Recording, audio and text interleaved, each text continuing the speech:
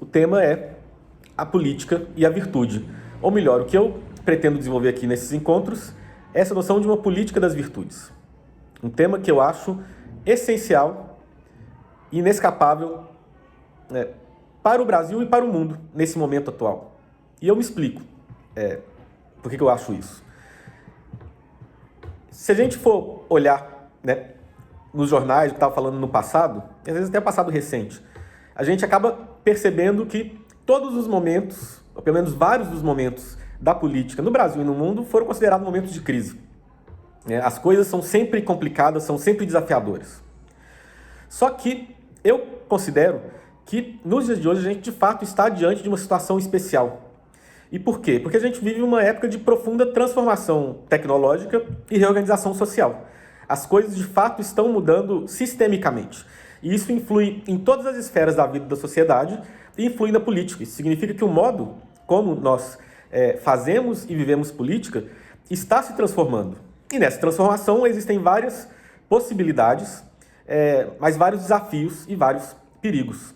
E que transformações são essas? A gente sabe muito bem, né? Transformações ocasionadas, sobretudo, pela internet. Mas mais precisamente, a transformação ocasionada pela internet se tornou especialmente grave para a política com a ascensão das redes sociais nos anos 2010, que mudou todo o modo de a gente se organizar enquanto sociedade, de fazer política, de fazer campanha política, né? A partir da segunda metade dos anos 2010, essa política nas redes ela se tornou essencial. E não apenas a política foi transformada, mas o próprio modo como nós, enquanto sociedades, consumimos informação e entendemos o mundo. Se antes existiam aqueles canais né, de TV, os jornais, que todo mundo lia e todo mundo comentava, e aí, portanto, existia uma visão de mundo um pouco mais homogênea, ainda que as pessoas tivessem as várias opiniões distintas e fossem das várias correntes políticas, mais de esquerda, mais de direita. Agora, com essa pulverização que acontece no consumo de informação por causa da internet, as pessoas partem de lugares muito diferentes. E mais do que isso, né? Como tem muita oferta de lugares para consumir informação, a gente vive numa economia da atenção que tenta usar de todos os meios para que a gente clique na notícia, por exemplo, né? Tal como aparece em um determinado site e não em outro. Isso faz com que nós acabemos de nos tornar presas de um marketing muito agressivo, um marketing pensando em questões de consumo, mas em questões políticas também. A gente acaba virando, nossa mente acaba virando refém de marqueteiros políticos, refém de uma polarização, porque a versão das notícias, a versão dos acontecimentos políticos que faz as pessoas se engajarem mais, se interessarem mais, é aquela que provoca mais polarização, que provoca mais ira. Isso é interessante, né? O grande motor da ação política não é o desejo, mas é a ira. Então, quanto mais polarização, mais clique tem, mais engajamento tem. E a gente acaba, então, se tornando refém de um sistema dessa economia da atenção, que torna a discussão democrática muito difícil.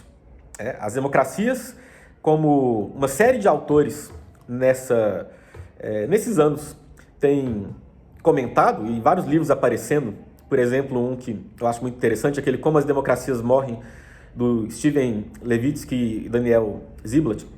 E todos eles percebem que a democracia está em crise. E, ao meu ver, ela está em crise de fato, né? Uma crise que também é um momento oportuno para encontrarmos novas soluções, né? Ela está em crise de fato porque, justamente, o modo como se faz política mudou.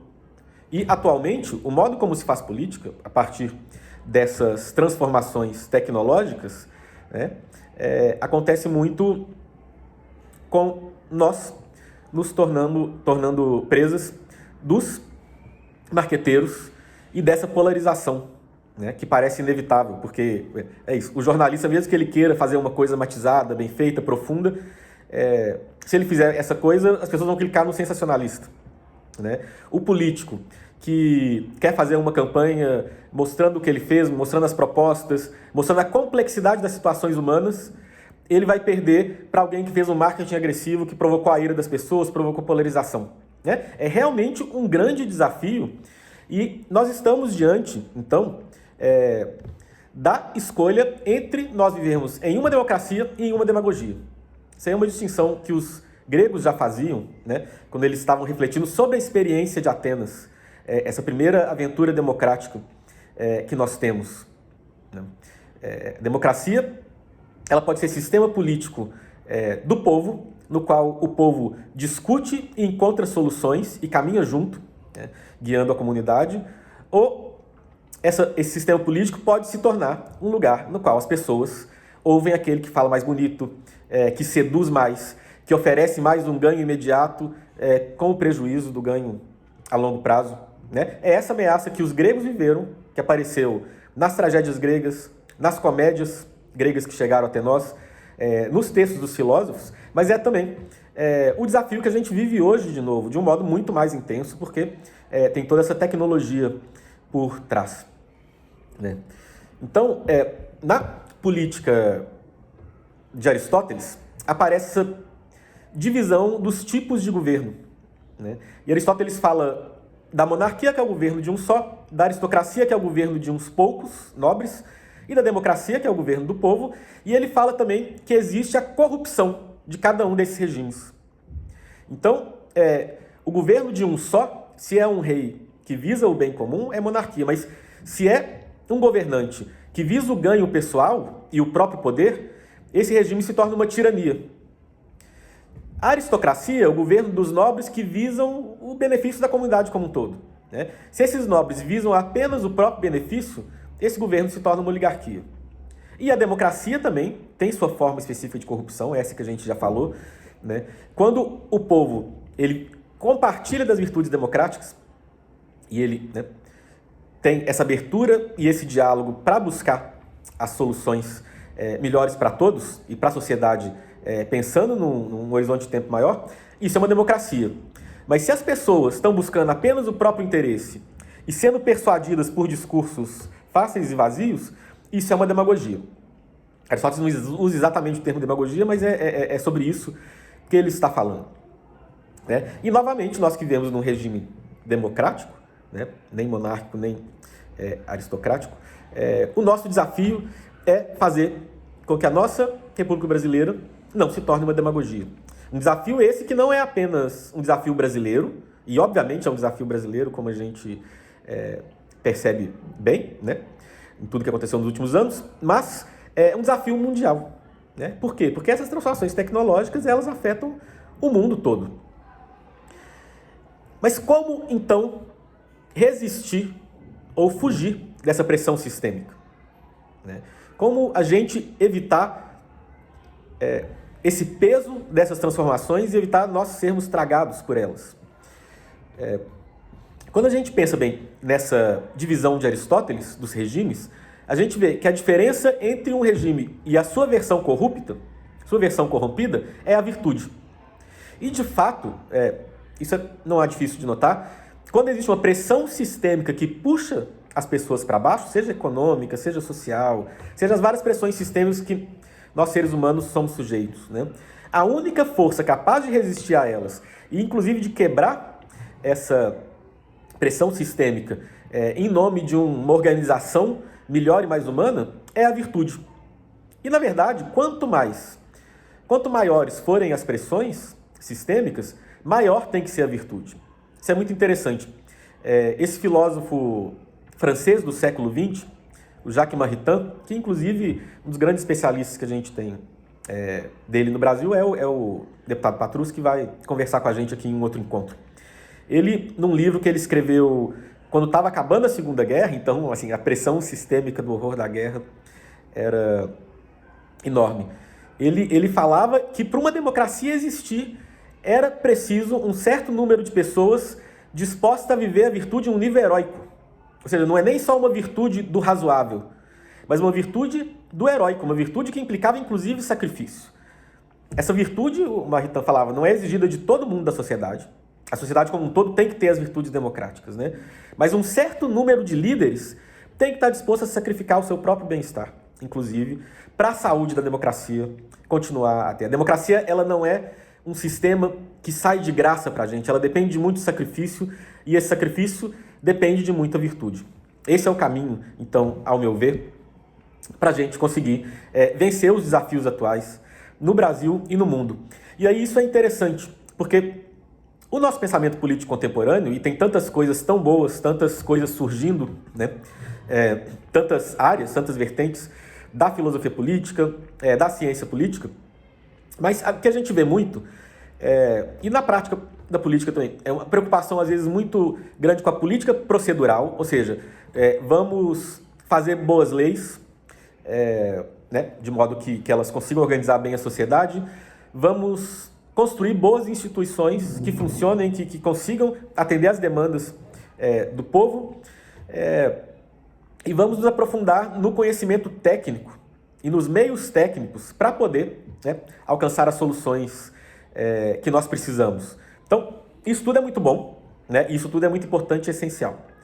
Só que, muitas vezes, o que eu vejo é que falta, no nosso horizonte de consciência, um outro elemento que, ao meu ver, é central ao lado desses. Ao lado de boas leis, boas instituições e bons meios técnicos, né? Se não existe a virtude, e a virtude é o aspecto qualitativo e humano desse processo político todo.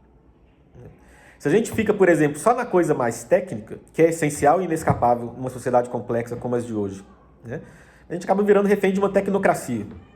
Né? A gente acha que vai resolver tudo com planilhas, e as planilhas são essenciais, e os dados são essenciais para a gente saber o que fazer, mas os dados não dão respostas para situações incomensuráveis nas quais a gente tem que fazer escolhas difíceis. O que nos ajuda nesse momento, sobretudo, é a virtude dos líderes, né, dos políticos que vão fazer essas escolhas e tomar responsabilidade sobre elas. Então, eu acho que uma coisa muito importante para se pensar na discussão política de hoje, na filosofia política, na vida política em geral, é justamente o papel das virtudes políticas. E é por isso que eu estou falando em uma virtude, em uma política das virtudes, como uma condição necessária para a democracia, não a única, né? E nem a mais importante. Ela é importante ao lado de outras que são importantes também. Mas ela é inescapável. Não dá para a gente viver numa democracia verdadeira se a gente desconsidera o papel que a virtude tem no jogo político. E, então, a grande questão é essa. O que é uma virtude? E os gregos desenvolveram muito esse pensamento a respeito de virtudes. A virtude, para falar de um modo bem simples, ela é um bom hábito, né? É uma capacidade que a gente tem de realizar uma ação determinada de um modo excelente, de um modo adequado, com naturalidade, né? Com facilidade. Então, por exemplo, uma pessoa corajosa é aquela pessoa que tem essa facilidade de realizar atos de coragem. A hora que a situação demanda, ela pode até sentir medo, ela pode até hesitar, mas ela vai e faz aquilo que ela precisa fazer com coragem, né? É isso que é uma virtude. E existem as mais variadas virtudes, inclusive as diversas sociedades, as diversas culturas vão ter ideais de virtude muito variados, né? Cada sociedade, cada organização social vai valorizar certos hábitos, certos comportamentos que serão essenciais para o bom funcionamento daquele sistema, né? E outros não. Existem, no entanto, também virtudes que são universais, já que o ser humano é um ser humano único, né? Então, como eu falei, a coragem sempre será exigida em qualquer sociedade, né? A justiça pode se manifestar das mais variadas formas, mas algum ideal de justiça deve existir para que as pessoas possam viver em comunidade, né? E é interessante porque na filosofia antiga, quando os antigos estudavam ética para a gente hoje em dia muitas vezes é uma questão de saber o que nós devemos fazer com relação aos outros, né? E isso é uma parte importante da ética dos antigos também. Mas a ética dos antigos não era estruturada a partir disso. E muitas vezes essa reflexão ética contemporânea ela aparece como um conjunto de preceitos externos ao nosso ser, um conjunto de obrigações que a gente deve seguir se a gente quer ser uma pessoa boa, né? Na filosofia antiga, a coisa não se dava muito assim.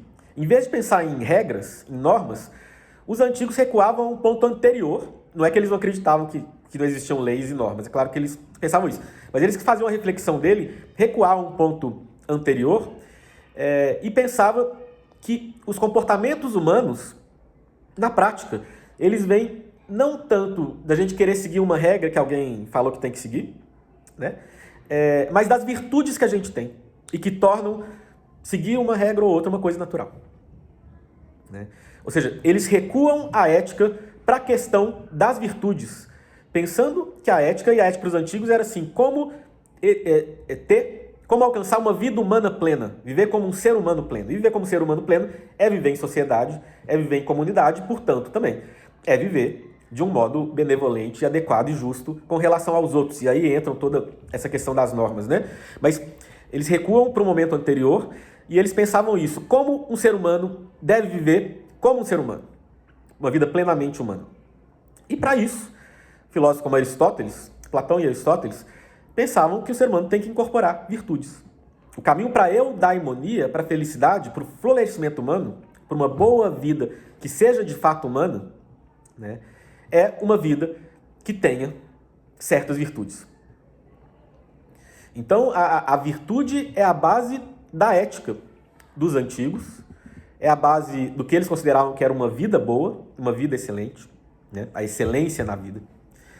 Ou seja, a ética tinha mais a ver com um modo de vida do que um conjunto de preceitos exteriores. Tinha a ver mais com a transformação pessoal interior do que com imposição de normas que outras pessoas escolheram, né? E isso vale para a ética, para a vida do indivíduo, mas para os antigos isso vale para a política também. Inclusive porque esses filósofos como Sócrates, Platão e Aristóteles, eles não separavam a ética da política. Na verdade, a política era a transposição dessa busca por uma vida humana plena para o âmbito da comunidade como um todo. Mas partindo do indivíduo e chegando na comunidade. Então as duas coisas eram ligadas. Então a base de uma vida política adequada, de uma comunidade política sadia, eram as virtudes também. É interessante. Só que a gente tem que fazer uma distinção também, tá? Que é a seguinte. A gente tem que buscar nossas virtudes individuais. Em uma sociedade que tem pessoas que cultivam as virtudes, que vivem de um modo virtuoso, será uma sociedade com tudo o que é preciso para florescer, com certeza. Mas as virtudes individuais são uma coisa diferente das virtudes políticas. Tudo é virtude, tudo são pessoas agindo, tendo bons hábitos, né, que vão beneficiar a si mesma e a sociedade, mas a virtude individual é a virtude da pessoa na vida dela. A virtude política é o modo como a pessoa se comportará quando ela está na esfera pública, na arena pública. O que isso vale para políticos, para ativistas, mas vale também para as pessoas em uma democracia quando estão fazendo parte do jogo democrático. Discutindo, por exemplo, na internet, né, quando as pessoas estão votando, conversando com as pessoas sobre política, né? Então existem virtudes específicas para que o jogo político funcione. E a gente sabe disso vendo a história, vendo a própria situação do nosso país. Boas leis ou ótimas leis com pessoas com pouca virtude, elas costumam dar errado. Inclusive porque as pessoas conseguem, inclusive, sempre encontrar um jeito de burlar as leis, né? A engenhosidade humana sempre consegue alcançar meios para conseguir o que quer. E pelo contrário, leis que não são tão boas, um sistema que não está tão bem feito, mas que é vivido, né, e que é gerido por pessoas com virtude, ele consegue funcionar bem, né? A gente precisa de boas leis, a gente precisa de muito conhecimento técnico, mas a gente precisa de pessoas virtuosas para que o sistema funcione, né? Essa é a constatação dos gregos e eu acho que é a nossa também, a partir de toda a nossa experiência nos últimos anos. E é interessante, então são virtudes diferentes. No entanto, quando a gente pega na República de Platão, e aí assim, na República de Platão, Platão escreveu um diálogo com personagens, o personagem principal é Sócrates, que foi o mestre dele, né? Sócrates foi um filósofo muito interessante porque ele, sempre que pôde, ele recusou cargos públicos, né? Ele não queria se envolver no poder diretamente. Ele, enquanto filósofo, ele não buscou isso, né? Outros filósofos tentaram se aproximar mais do jogo político concreto mesmo, o próprio Platão fez isso em uma época da vida dele, mas Sócrates não queria. Ele assumiu cargos, porque, assim, mais por obrigação, porque foi o momento dele assumir em Atenas, né? No entanto, apesar dele não ter tido essa vida política em cargos políticos, Platão e outros discípulos de Sócrates acharam que Sócrates foi a maior figura política do século V em Atenas. E por quê? Porque ele não estava preocupado em exercer o poder em um cargo, mas ele estava preocupado em formar os cidadãos na virtude. E para esses filósofos, formar os cidadãos na virtude era aquilo que há de mais importante para que a cidade de Atenas de fato florescesse. E aí, na República, é interessante, porque a questão da República de Platão é a justiça. O que é a justiça? Né? E muito também assim, o que é uma sociedade justa? Para poder entender isso, eles primeiro analisam a justiça na alma. Né? O que é a justiça em um ser humano? E aí eles chegam à conclusão que um ser humano justo, ele tem as seguintes virtudes. E aí Platão não inventou essas virtudes que eu vou falar, tá? Elas já faziam parte da tradição grega, das principais virtudes. Existem várias virtudes, e como eu falei, cada cultura tem a sua, mas os gregos foram entendendo, e Platão principalmente, né, que existem 4 virtudes que são a base de todo o resto, como se fosse o fundamento do edifício. Né? Que são as seguintes. A temperança, a moderação, que é saber diante dos desejos do corpo por comida, por bebida, por descanso, por prazer, ou os desejos por poder, por fama, né? A gente saber ser moderado diante deles. Isso para os gregos era fundamental. Tinha esse dito que estava na entrada do oráculo de Delfos, era o principal oráculo da Grécia, que era Meden Agan, nada em excesso. Né? Os gregos entendiam que uma vida boa era uma vida na qual a moderação tinha um papel fundamental. Então a temperança é essa virtude, né, da moderação. A outra virtude necessária é a coragem. A gente vive num mundo que é perigoso, num mundo que nunca vai ser fácil. Né? Às vezes a gente acha que com o progresso da técnica nós vamos viver num mundo que não existe a dor, que não existe o sacrifício, que não existem os riscos, mas isso é uma utopia irrealizável. Existir como um ser humano é existir como um ser finito, limitado e frágil, ao lado de outros seres limitados e frágeis, né, que correm riscos juntos. E aí, por causa disso, a outra virtude que é a base para todas as outras é a coragem. A gente tem que saber, diante dos riscos, ousar. Né? E saber também quando fazer isso e quando não fazer. Né? Quando ousar demais não é mais coragem, mas temerariedade. Então essa é a outra virtude, né, que uma pessoa justa tem. A outra virtude é a frônesis. A gente pode traduzir por prudência, mas a prudência não é uma boa tradução. Porque quando a gente fala em prudência, a gente está pensando em uma pessoa cautelosa. E não é isso que os gregos estão pensando. Eles estão pensando em sabedoria prática. É esse olhar intuitivo para situações concretas que a gente só adquire com muita experiência e muito desejo de se tornar melhor mesmo. Que a gente olha para situações e a gente sabe o que fazer nessas situações. A ação mais adequada. Né? E a gente sabe ordenar a nossa vida a partir dessa sabedoria prática. É isso que é a frônesis, né? A gente pode trazer por prudência, mas nesse sentido dos antigos e não no nosso sentido contemporâneo. E por fim, a justiça. E a justiça é a ordem da alma. É a alma na qual nós não vivemos como escravos da nossa ira. Então, né, a gente faz as coisas porque a gente está com raiva. E a gente também não vive como escravo dos nossos desejos. A gente faz as coisas para satisfazer os nossos desejos, né? Mas a gente vive porque a gente tem uma sabedoria, a gente tem, né, uma razão, e a partir dessa razão a gente consegue pensar o que é o melhor mesmo, de fato, em cada situação, né? Essas são as virtudes. E aí, Platão, na República, ele chega uma hora que fala, olha, na verdade, as virtudes que são o fundamento de uma sociedade justa também são essas, em um outro nível, em uma outra perspectiva, né? Mas por quê? O que é uma comunidade política? Comunidade política não é um sistema inanimado, né? É um conjunto de pessoas, né? Então essa comunidade também se relaciona e se organiza a partir dessas 4 virtudes. Então uma comunidade política ideal, ela tem que ter moderação, as pessoas têm que abrir espaço, não ser desmedidos, abrir espaço para que as outras pessoas possam viver também, né? E ter uma vida boa. As pessoas têm que... A comunidade como um todo tem que ter coragem.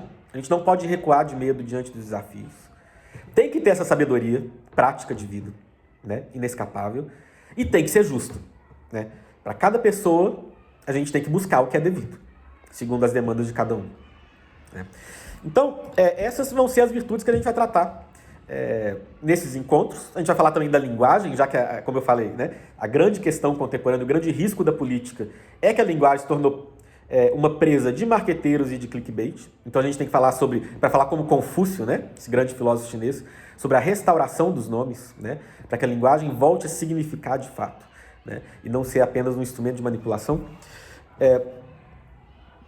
Né? Mas a gente vai falar sobre essas virtudes e como elas, e sobre elas não enquanto virtudes pessoais, mas enquanto virtudes políticas, virtudes que são exigidas de nós quando nós estamos na arena pública, né? Como fundamento de uma democracia.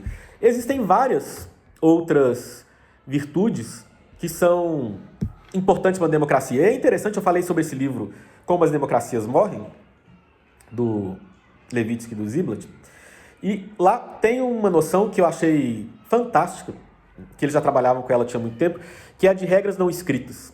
Ou seja, para além do que está na Constituição, nas leis, nas resoluções, existem certos costumes sobre como proceder, por exemplo, no legislativo, como que os deputados vão lidar uns com os outros, certas regras de cortesia, certas regras de bom funcionamento, que não estão escritas, mas que a hora que elas são tácitas, elas são conhecimento tácito, né? Que quem vai entrando nos vários ambientes vai aprendendo. E quando elas não existem, ou quando as pessoas decidem não seguir elas, a vida política vai se erodindo. Os autores desse livro eles vão mostrando como que no legislativo dos Estados Unidos, isso foi acontecendo nos últimos anos, né? Então, certas normas de civilidade, de respeito entre adversários, de certas benevolências que se faziam com quem assumia os cargos e tal, foram sendo deixadas de lado e a comunidade política americana foi caminhando para uma situação muito mais belicosa e muito mais complicada, né? Como os analistas contemporâneos dos Estados Unidos repetem o tempo todo nas várias posições políticas de esquerda e de direita, né? Isso também, é claro, existe em todas as comunidades políticas, né? Essas regras não escritas. E essas regras não escritas, elas são justamente as virtudes políticas, né? São bons hábitos que tornam o sistema possível. Isso é o importante aqui, né? Que muitas vezes não estão verbalizados, mas a gente pode pensar em alguns. A gente vai, porque a gente tem que se focar em algumas coisas, falar das virtudes cardeais. Elas são, né, na tradição da filosofia, as mais importantes, mas tem tantas outras, né? O respeito ao adversário, a tolerância aos vários modos de pensar e de viver, a abertura para o diálogo, mesmo quando o diálogo é muito difícil. E mais do que isso aqui é uma coisa essencial, tá? O melhor de uma democracia, o que torna a democracia, uma das coisas que torna uma democracia um sistema político desejável, é que se as pessoas estão abertas para o diálogo, e está aberta para o diálogo não é assim, estou aberto para conversar para ver se eu convenço o meu adversário do que eu penso. Não é isso. Aberto para o diálogo é assim, eu estou aberto para ver as razões da pessoa que pensa do jeito contrário que eu penso e que está buscando a outra coisa diferente do que eu penso. Eu quero entender as razões, eu quero entender o drama humano que está lá e de onde que surgiu essas demandas, esse modo de fazer as coisas, essas buscas determinadas. E aí, quando as pessoas começam a se ouvir, ou seja, a virtude do diálogo, que é essencial para uma democracia, em geral, o que acontece não é nem que um lado é convencido para o outro, nem o contrário.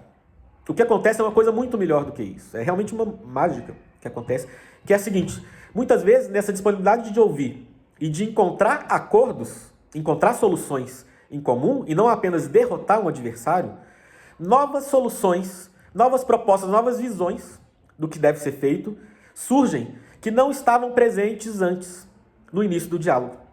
Isso é o mais legal da democracia. Num diálogo de verdade, novas soluções podem surgir. Então, hoje eu estava dando aula de literatura grega, eu estava falando sobre uma trilogia de tragédias do Ésquilo, na qual ele vai contando sobre, na verdade, assim, é a história de Agamenon, que é o rei de Micenas, ele é morto pela esposa, e aí o filho deles tem que vingar o assassino do pai, mas o assassino do pai é a própria mãe.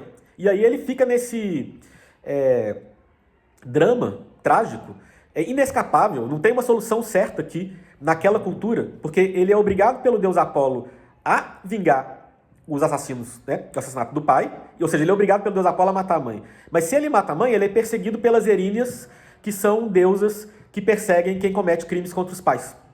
Né? Então, é muito interessante essa visão trágica de mundo. Isso é uma coisa que a gente deveria relembrar também no nosso debate político de hoje, porque o que eu falo muito para os meus alunos, né, a gente vive hoje no modelo dos filmes da Marvel. Ou seja, existe um lado que é bom, bonito, inteligente e certo, e existe um lado que é feio, idiota, mau, conspirador. Né? E cada lado acha que o outro é esse lado.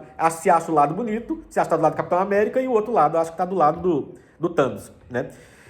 O que é, obviamente, sim, se as pessoas começam a pensar assim, como é que uma política vai funcionar? Né? E o modelo trágico é outro, que, ao meu ver, ele é muito mais concreto e muito mais aberto para a realidade e para a realidade da atividade política, tal como ela acontece no dia a dia, que é o seguinte: a gente está o tempo todo diante de escolhas incomensuráveis. A gente tem que escolher uma coisa, e escolher uma coisa é perder uma outra coisa que é boa também. Né? Eu que trabalho com tradução do grego, do latim, do inglês e tal, eu falo que a tradução, como a política, é a arte de escolher o menor dos males. Muitas vezes o que um político tem que fazer é como que a gente vai escolher o menor dos males numa situação aqui em que a gente vai perder de qualquer jeito, ou que para ganhar uma coisa a gente tem que perder outra. Né? Ou seja, as situações concretas da política, elas são muito mais complexas do que esse modelo dos marqueteiros, de que tem um lado que é obviamente certo, um lado que é obviamente errado. Né? Política nunca na prática é assim. E para uma democracia ser saudável, as pessoas têm que entender isso. Elas têm que ter essa virtude da prudência, essa virtude da abertura do diálogo, essa virtude de entender o outro lado, o peso existencial do outro lado, né? Para justamente encontrar soluções, às vezes soluções que nem estavam no horizonte antes. Né? Essas virtudes todas são essenciais para que a democracia não vire uma guerra não violenta ou que não vire uma demagogia. E aí, a grande questão é a seguinte: como fazer isso? Né? Primeira coisa, tem que haver desejo. A gente tem que amar o nosso país, a nossa pátria, amando as virtudes que são necessárias para que ele se torne a melhor versão de si mesmo. Né? Então, isso depende muito do desejo. Mas depende também muito da educação. A gente tem que aprender a fazer isso. Não é só querer. Né?